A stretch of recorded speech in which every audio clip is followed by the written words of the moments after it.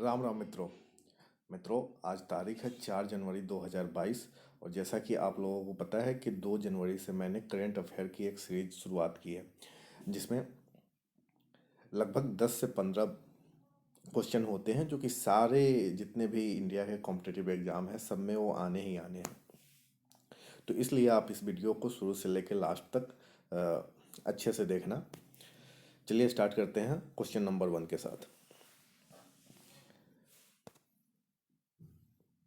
Friends, which Indian female cricketer has been nominated as ICC T20 Cricketer of the Year?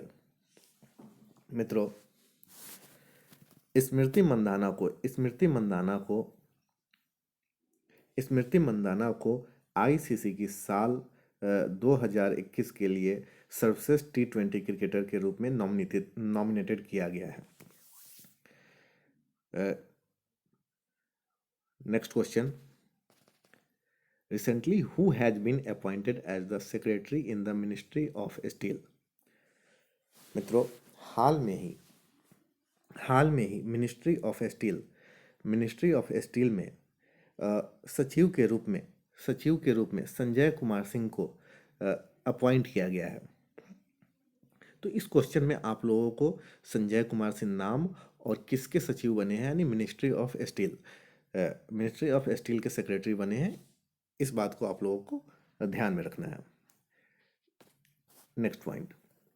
Which country have been excluded from the duty free trade program by the US? मित्रों, हाल में ही America ने उन तीन देशों का नाम है माली, Guinea और इथियोपिया।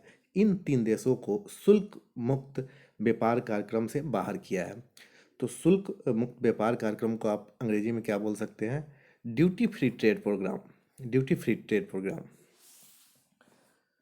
हाँ, तो इस तरह से माली, गिनिया और इथियोपिया को, इन तीन देशों को अमेरिका ने शुल्क मुक्त व्यापार कार्यक्रम से बाहर कर दिया है। Next question. Recently the high court of which state has become the first paperless court in the country? मित्रों, मैं बार बार बोलता हूँ, जहाँ भी जिस क्वेश्चन में अगर फर्स्ट टर्म यूज आ जाए तो वो स्टैटिक क्वेश्चन का पार्ट बन जाता है और वो हमेशा पूछे जा सकते हैं, ना कि जैसे कि ये जनवरी चल रहा है तो आने वाले एग्ज़ाम, यानी कि जो अप्रैल मई में एग्ज़ाम होगा उसी में बेनिफिशियल होगा। नहीं, ये एक स्टैटिक क्वेश्चन का पार्ट बन जाता है जो कभी भी पूछा जा सकता है। तो मित्रों, केरल हमारे देश की केरल राज्य की हाई कोर्ट देश की पहली पेपरलेस अदालत बनी है। इस बात को आप लोगों को ध्यान में रखना है। Next question. Who has been selected for the Sahitya Akademi award? अब यहाँ पे आप लोगों को अवार्ड का नाम ध्यान में रखना है। अवार्ड का नाम क्या है? साहित्य एकेडमी अवार्ड 2021। तो मित्रों, साहित्य एकेडमी अवार्ड 2021 के लिए किसे सिलेक्ट किया गया है? तो मित्रों, इनका नाम है दया प्रकाश सिन्हा को साहित्य एकेडमी अवार्ड 2021 के लिए सिलेक्ट किया गया है। Next question. Which Indian company has recently acquired UK battery maker Faradion? Friends, UK की एक प्रतिष्ठित कंपनी है जिसका नाम है फैराडियन, जो कि बैटरी बनाने का काम करती है। उसे हमारी इंडिया की एक कंट्री रिलायंस न्यू एनर्जी ने अधिग्रहण कर लिया है, यानी फैराडियन को टेक ओवर कर लिया है। Next question. Recently who has been honoured with the prestigious KBE award? अब यहाँ पे भी आपको इस अवार्ड का नाम याद रखना है, और नाम तो वैसे ही मैं याद करा दूंगा। तो मित्रों, अभी हाल में ही KBE अवार्ड से किसे सम्मानित किया गया है? तो मित्रों, इनका नाम है अजय कुमार कक्कर। नेहा कक्कर एक प्रसिद्ध गायिका है, उनके गाने काफ़ी अच्छे अच्छे आते हैं। तो उस तरह से आप अजय कुमार कक्कर रिलेट करके अवार्ड करना। जैसे कि प्रेस्टिजियस सिंगर हो गई है, तो वैसे ही प्रेस्टिजियस KBE अवार्ड किसे दिया गया है? तो मित्रों, KBE अवार्ड अजय कुमार कक्कर को दिया गया है।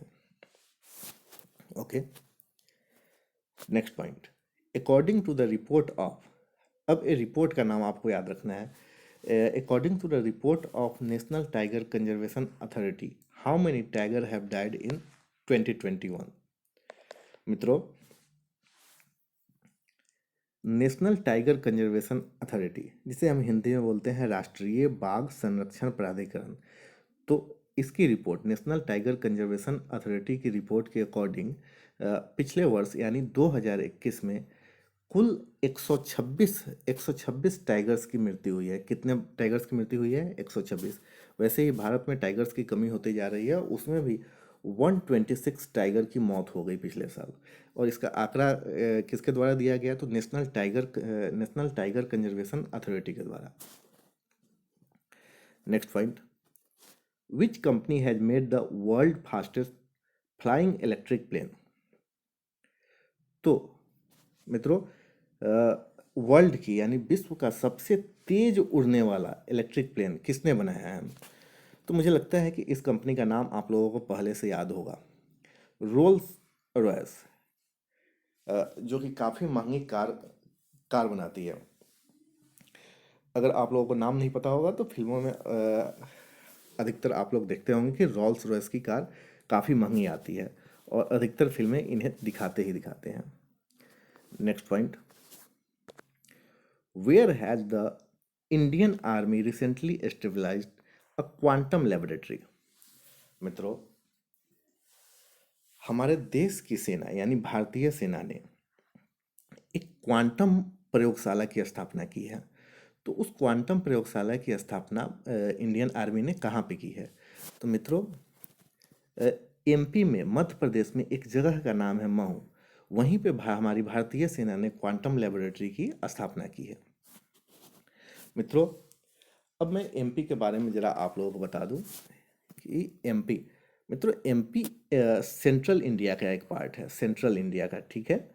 और इसकी कैपिटल भोपाल है और लार्जेस्ट सिटी इसकी इंदौर है। और MP second largest Indian state है इन टर्म्स ऑफ एरिया और पांचवी सबसे बड़ी राज्य है इन टर्म्स ऑफ पॉपुलेशन। इसका फॉर्मेशन मित्रों हुआ था 1 नवंबर 1956 को। जैसे अन्य राज्यों की स्थापना भी 1 नवंबर 1956 की हुई थी। मैं एक बार आप लोगों को बता दूंगा कि कब कब किस राज्य की फॉर्मेशन हुई। तो स्टेटरी ऑर्गेनाइजेशन एक्ट जब मैं आपको बताऊंगा तो सारी डिटेल मैं आप लोगों को बता दूंगा। और वहाँ के गवर्नर का नाम क्या है? तो गवर्नर का नाम मंगू भाई छगन भाई पटेल है, यानी एमसी पटेल। मध्य प्रदेश के गवर्नर का नाम क्या है? एमसी पटेल। और वहाँ के सीएम का नाम क्या है? काफ़ी पुराने सीएम हैं, पहले भी बन चुके थे। हाँ, इनसे पहले कांग्रेस के सीएम कुछ दिन के लिए बने थे, लेकिन फिर वापस से यही बन के आ गए। इनका नाम है शिवराज सिंह चौहान। मध्य प्रदेश की जो लेजिस्लेचर है वो यूनिकैमरल है, यानी वहाँ पे विधान परिषद नहीं है। तो वहाँ पे सिर्फ एमएलए चुन के आते हैं और वहाँ पे टोटल एमएलए की संख्या है 230। और वहाँ पे लोकसभा की संख्या कितनी है मित्रों? तो लोकसभा की संख्या 29 है। और राज्यसभा की संख्या कितनी है? तो राज्यसभा की संख्या 11 है। और मध्य प्रदेश के हाई कोर्ट का नाम क्या है? तो मध्य प्रदेश के हाई कोर्ट को हम लोग जबलपुर हाई कोर्ट भी बोलते हैं। मित्रों, ये 4 नवंबर के जितने भी महत्वपूर्ण प्रश्न बने हैं विभिन्न विभिन्न न्यूज़पेपर से, उसे मैंने एक जगह आप लोगों के लिए कंपाइल करके यह वीडियो बनाया हूँ। तो आप लोग इसे अच्छी तरह से पढ़ के, देख के, सुन के याद कर लेना। जय हिंद, जय भारत।